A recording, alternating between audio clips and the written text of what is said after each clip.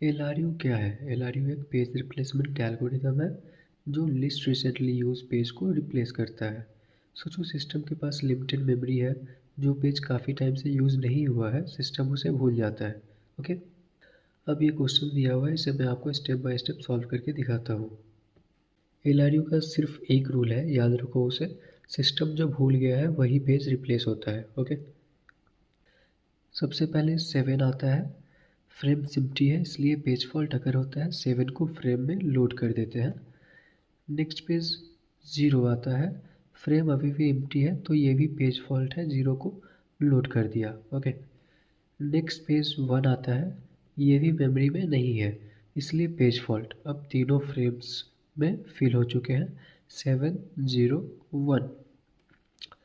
अब रेफरेंस में जो है अब पेज 2 आता है। फ्रेम्स तो फुल हो चुके हैं, 7 0 1। ओके, एलआरयू का रूल लगाएंगे, सबसे ज़्यादा टाइम से कौन सा पेज यूज़ नहीं हुआ है, तो वो है 7, क्योंकि वो सबसे पहले आया था, इसलिए 7 रिप्लेस होता है और 2 लोड होता है। ये भी एक पेज फॉल्ट है। नेक्स्ट पेज 0 आता है।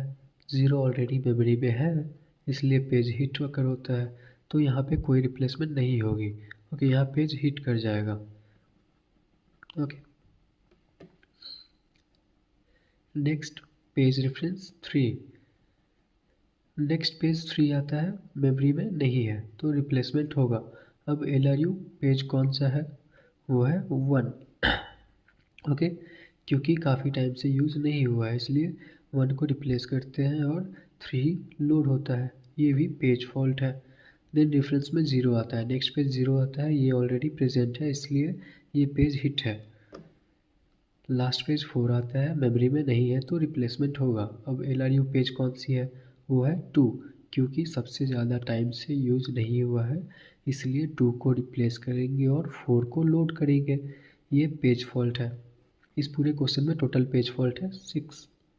एग्ज़ाम में एलआरयू रूल भूल जाओ तो बस एक सिंपल सा लाइन याद रखना, सिस्टम जो भूल गया है वही रिप्लेस होता है। ओके।